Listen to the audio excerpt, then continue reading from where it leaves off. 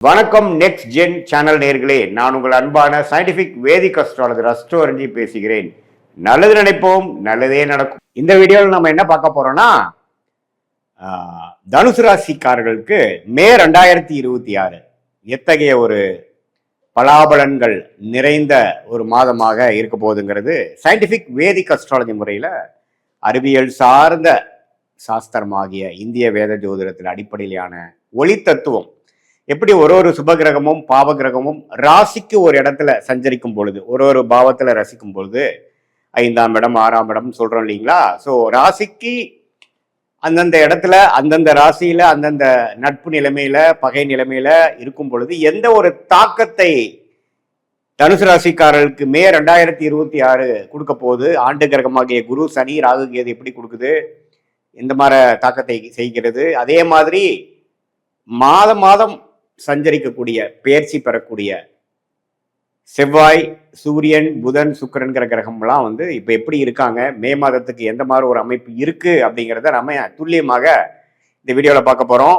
இப்போ பாருங்க, 7ஆம் இடத்திலேயே ராசி அதிபதியாக குரு ராசியை பார்ப்பது நல்ல விஷயம். சனி 4ஆம் இடத்துல இருந்து வேலை தொழில் தாயார் இடம் வண்டி வாகனம் அது மாதிரி விஷயத்துல நிறையா அப்கிரேட்ஸ் சேஞ்சஸ் புரட்சிகள் ஆக்டிவிட்டி செய்து கொண்டிருக்கிறார். அதே சமயத்தில் ராகு 3ஆம் இடத்திலும் கேது 9ஆம் இடத்திலும் இருந்து ஒரு நல்ல அமைப்பாக இருக்கிறார். மாத பயிற்சி பெறக்கூடிய கிரகம் ஆகிய ராஜயோகாதிபதி செவ்வாய் பாருங்க, மீனத்துல முதல் 2 வாரம் இருக்க மாதத்தின் second of third and fourth வீக்ல பாத்தீங்கன்னா 5ஆம் இடத்துல ஆட்சி பலம் பெறுகிறார். எப்பவுமே ராஜயோகாதிபதி ஓரளவுக்கு ஆட்சி பெற்று ஒரு ஸ்தான பலம் பெறும்பொழுது நல்ல அமைப்புகளை கொடுக்கும். குழந்தைகள் விஷயத்துல, முன்னேற்றம் விஷயத்துல, இடம் சார்ந்த விஷயத்துல, பூமி வண்டி வாகனம் மெடிக்கல் ரியல் எஸ்டேட் அது மாதிரி ஃபீல்ட்லாம் நல்ல ஒரு அமைப்பு கொடுக்கக்கூடிய அமைப்பு தனுசு ராசிக்காரருக்கு உண்டு. அதே சமயத்தில் சுக்கிரன் பாருங்க, மாதத்தின் முதல் வாரம் ரிஷபத்தில் இருந்தாலும் அதுக்கப்புறம் மிதுனத்துக்கு மாறுறார். ஸோ ரிஷபத்தில் 6ஆம் இடம் இருக்கும் பொழுது, 6ஆம் வீட்டு அதிபதியே 6ல் இருக்கும் பொழுது சுக்கிரன் இருக்கும் பொழுது கடன் நோய் வம்பு வழக்குகளை கொடுக்கக்கூடிய அமைப்பு. ஸோ எப்போ அவர் 7க்கு போறாரோ அது நல்ல அமைப்பு. ஸோ தனுசு ராசிக்கு மாதத்தின் செகண்ட் ஆஃப் ஓரளவுக்கு நல்ல பலன்களை கொடுக்கக்கூடிய அமைப்பாக இருக்கிறது. உடல் உபாதைகள், கடன் விஷயங்கள், திடீர்னு ஒரு லோன் வாங்குறது, பர்சனல் லோன் வாங்குறது, வம்பு வழக்குகளை சந்திக்கிறது, குடும்பத்தில் கொஞ்சம் அமைதி இல்லாமல் இருக்கிறது எல்லாம் முதல்ல ஒரு 2 வாரம் இருக்கக்கூடிய அமைப்பு இருக்கு. அதெல்லாம் நீங்கள் கொஞ்சம் பார்த்து கொள்ள வேண்டும். அதே சமயத்தில் சூரியன் 5ஆம் இடத்துல உச்சம் பெற்று 6ஆம் இடத்துக்கு மாறுவது தப்பில்லை. புதனும் பார்த்தீங்கன்னா சுக்கிரனோட வீட்டிலே இருக்கிறது நல்லது. ஸோ குடும்ப விஷயத்துக்கு செகண்ட் ஹாஃப்ல இருந்து நல்ல அமைப்புகள் உண்டு.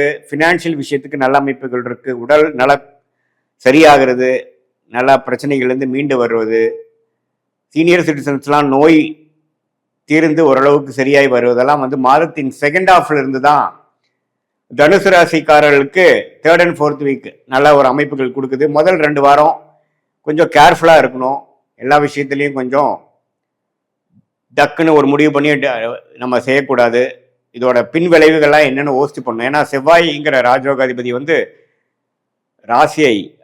ராசி அதிபதியை பார்ப்பதுனால பார்த்தீங்கன்னா நல்லாவே ஓரளவு கேர்ஃபுல்லாக இருக்க வேண்டிய அமைப்பு தேவைப்படுது. ஸோ மற்றபடி பார்த்தீங்கன்னா ராகு கேது சனி எல்லாமே ஓரளவுக்கு நல்ல அமைப்புகளை கொடுக்குது.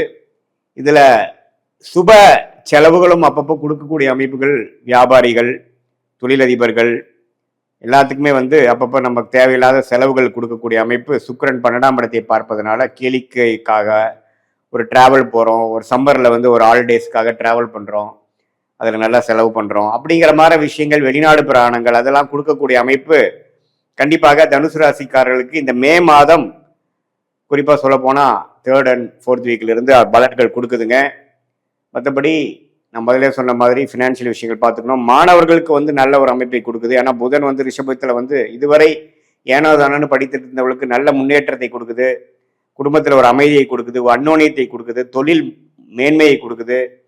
இது எல்லாமே ஓரளவுக்கு நல்ல அமைப்பாக இருந்து கொண்டு இருக்கக்கூடிய தனுசு ராசிக்காரர்களுக்கு இது ஒரு பொதுவான ஒரு பலனாக மே மாதத்துக்கு எடுத்துக்கலாம். துல்லியமான பலன் எடுக்கணும்னா உங்களுடைய ஜென்ம ஜாதகத்துல நீங்க பிறந்த தேதி, பிறந்த நேரம், பிறந்த ஊரை வைத்து எத்தகைய ஒரு ஜாதகத்துல நீங்க பிறந்தீங்க, எது மாதிரி விஷயங்கள் வந்து உங்களுக்கு காத்திருக்கிறது அப்படிங்கிறதெல்லாம் நம்ம தெரிந்து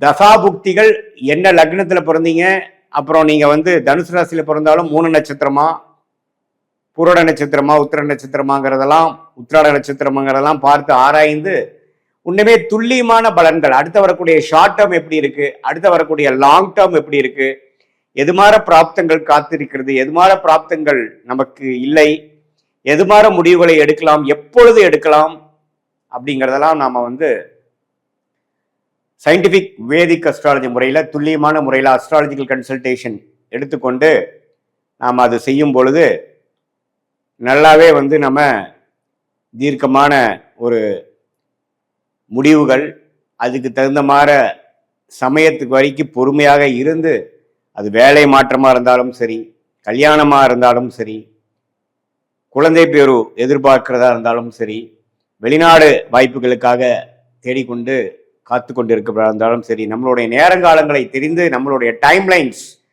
என்ன அப்படிங்கிறதை தெரிந்து, அதுக்கு தகுந்த மாதிரி பொறுமையாக இருந்து அந்த நேரத்தில் நம்ம செய்ய வேண்டிய வேலைகளை கரெக்டாக திட்டமிட்டு செய்து, அது மூலமாக நம்மளுடைய லைஃப் பொட்டன்ஷியல் என்னவோ, நம்மளுடைய ஜாதக பிரகாரம் இருக்கக்கூடிய பிராப்தங்கள் என்னவோ அதை வந்து எந்த குறைவு இல்லாமல் அனுபவித்து வாழ்க்கையில் எதிர்நீச்சல் போடாமல் நம்ம கர்மா என்னவோ அதை தகுந்த மாதிரி நம்ம வாழ்க்கையவே அலைன் பண்ணிட்டு தேவையற்ற சமய விரயங்கள், தேவையற்ற பொருள் விரயங்களை தவிர்த்து எதிர்நீச்சல் போடாமல் எளிதில் நம்மளுடைய திட்டங்களை செயல்படுத்தி நம்மளுடைய வாழ்க்கை குறிக்கோள்களை அச்சீவ் ஆக முடியும் சயின்டிபிக் வேதிக் அஸ்ட்ராலஜி முறையோட துணையோட அப்படின்னு நான் சொல்ல விரும்புகிறேன். ஏன்னா இப்போ நம்ம பார்க்கக்கூடிய அந்த பொது பலன் வந்து தனுசு ராசிக்கு இருக்கக்கூடிய கிரகத்தின் தாக்கங்கள் என்ன அப்படிங்கிறதா நம்ம கொடுக்குறமே ஒழிய நீங்க என்ன லக்னத்துல பிறந்தீங்கிறது ரொம்ப இம்பார்ட்டன்ட். ஏன்னா லக்னத்தை பொறுத்து தான் தசாபுக்திகள் அமைகிறது.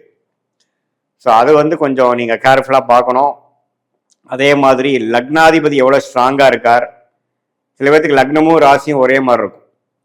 அப்புறம் உங்கள் லக்னத்துக்கு இப்போ போயிட்டு இருக்கிற தசை என்ன தசை, என்ன புக்தி, அந்த தசநாதன் எப்படி இருக்கார், புக்திநாதன் எப்படி இருக்கிறார், எது மாதிரி அமைப்பில் இருந்தால் எது மாதிரி நம்ம போகலாம் அப்படிங்கிறதெல்லாம் நம்ம ஓரளவுக்கு தீர ஆராய்ந்து நம்மளுடைய ஃபார்ச்சுனேட் பிளானட்ஸ் என்ன, நம்ம யோகமான கிரகங்கள் என்ன, யோக எது மாதிரி அந்த கிரகம் சொல்லக்கூடிய படிப்பு என்ன, அந்த கிரகங்கள் கொடுக்கக்கூடிய தொழில் என்ன, அதெல்லாம் தீர ஆராய்ந்து நம்ம அதுக்கு தகுந்த மாதிரி நம்மளுடைய செயல்களையும் நம்மளுடைய ஆர்வத்தை ஃபைன் டியூன் பண்ணி அந்த டைரக்ஷன்ல நம்மளுடைய நடவடிக்கைகள் முயற்சிகளை செய்வேமானால் நிறையா பேர் பார்த்தீங்கன்னா தேவையில்லாத சில பிஸ்னஸ் பண்ணி லாஸ் பண்ணிக்கிறாங்க.